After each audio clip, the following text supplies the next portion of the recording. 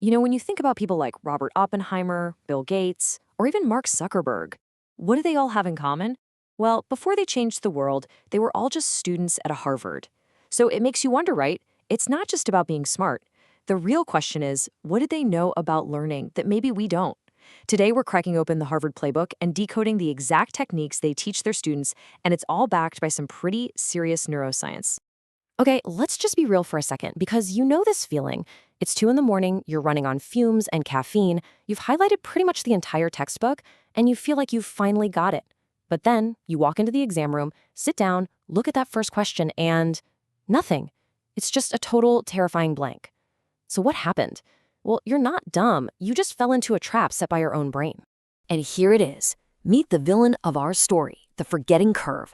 This isn't just a theory, it's a proven psychological principle.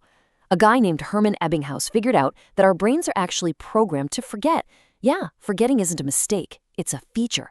It's predictable, it's fast, and it is absolutely ruthless. It's basically a memory deletion program that's always running in the background.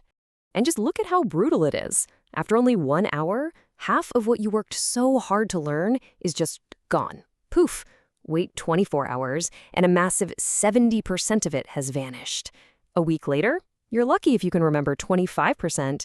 All that effort, all those hours, just evaporates. It's kind of depressing, right? But here's the thing. This curve, it can be hacked. So the big question is, how do we fight back against our own biology? Well, this first technique is basically a direct counterattack on that forgetting curve. And it all starts by blowing up the biggest myth in all of studying. The all-nighter. We've all done it. But it's a total lie. Here's why. Think of your brain as having two kinds of memory. Your short-term memory is like the RAM on your phone. It's super fast, right? But it's also tiny. It can only juggle a few things at once before it gets overwhelmed and starts dropping stuff. Cramming is basically trying to force your brain to download a whole semester's worth of information onto that tiny little RAM. The system just crashes. And you can see the difference right here. Cramming is a system overload. Almost none of that information actually gets saved to your brain's hard drive, your long-term memory. But the Harvard method, something called spaced repetition, is way smarter. It doesn't fight your brain, it works with it. It's all about feeding your brain small, manageable pieces over a longer period. So what does that actually look like? Well, the research points to a really simple schedule. You learn the stuff on day 1. Then you do a quick review the next day, just a quick one. Then you wait a whole week and review it again. And finally, one more time a month later. See, every time you revisit that information, you're sending a signal to your brain that says, hey, this is important, don't delete this file. And your brain listens. It moves it from the temporary folder into permanent storage. And the payoff for this, it's huge. We're talking about a potential 200% increase in how much you actually remember long-term compared to cramming. Let me say that again, 200%. That's the difference between just scraping by on an exam and surely deeply knowing the material. Okay, but what if you've got a huge exam tomorrow and you have to pull a long study night? Well, this next technique is probably the opposite of what every teacher has ever told you. It's the secret to surviving those marathon sessions. And it's all about the power of the pause. Now wait, before you click away, hear me out. This isn't an excuse to be lazy. This is neuroscience. Researchers at the National Institutes of Health found something absolutely wild. When you take a break, your brain doesn't just shut down. It actually goes into hyperdrive, replaying everything you just studied at like 20 times the normal speed. It's like a mental highlight reel. It's in the quiet moments of rest that your brain is actually saving and organizing the information. The break is where the learning happens.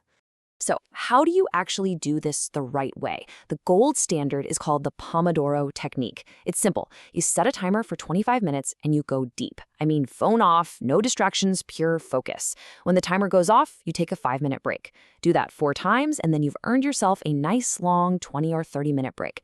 This simple cycle keeps you from burning out and gives your brain that crucial time it needs to save your work. But, and this is the most important part, how you take that break is everything. This is not the time to doom scroll through social media. See, when you do that, you're just feeding your brain more information, and it interrupts that critical saving process. Instead, you need to do, well, nothing. Get up, walk around, get a glass of water, maybe just stare out the window for a bit. Let your brain do its thing. A real break is about letting the little editor in your head do its job. All right, I've saved the most powerful, the most important technique for last. This is the one that really separates the A students from everyone else. It explains why some people can recall information under pressure, while the rest of us just blank out. It turns out it's not about how you put information in your brain, it's about how you get it out. Let's be honest. When we study, what do we usually do? We reread our notes, we look over our highlights. That's called passive review. And yeah, it feels like you're doing something productive, but it's basically useless. Active recall is the complete opposite. It's where you close the book, put your notes away, and force your brain to pull the information out of itself from scratch. And the data on this is just insane. One study found that students who just reread their notes only remembered about 29% of the material. But the students who used active recall, they remembered 57%. That is literally double the retention for the exact same amount of time spent studying. Just let that sink in for a second. Twice the results, same amount of work. Now, I know what you're thinking. Active recall feels awful. It's hard. You struggle. You can't remember things. It's uncomfortable. But that feeling of struggle, that's not a sign you're failing. It's a sign it's working. Harvard researchers have a name for this: desirable difficulty. The whole idea is that the effort, the struggle to remember something, is precisely what builds stronger connections in your brain. I love this analogy because it's perfect. Passive review, just rereading your notes, is like going to the gym and watching someone else work out. Sure, you see what they're doing, but you're not building a single muscle. Active recall is you getting under the bar and actually lifting the weight. It's the struggle itself that makes your brain stronger. Okay, I promised you a bonus, and this is the secret sauce that makes all of these other strategies actually work. It's the key to staying motivated when studying just feels like a grind. We're going to talk about dopamine and how to hack it. Here's the thing most people get wrong about dopamine. We think of it as the pleasure chemical we get after we do something good, but that's not the whole story. Neuroscientists discovered that the biggest spike of dopamine actually happens in anticipation of a reward. It's the looking forward to something that actually drives us and motivates us to act. So you can totally use this to your advantage. Here's how. Before you start a study session, pick a small, specific reward.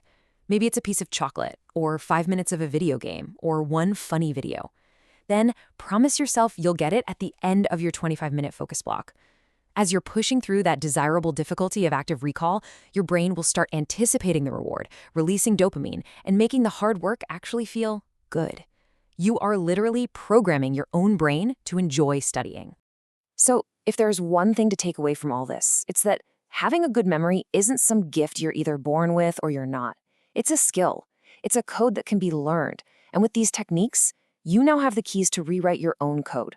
So the only question left is, which one are you going to start with tonight?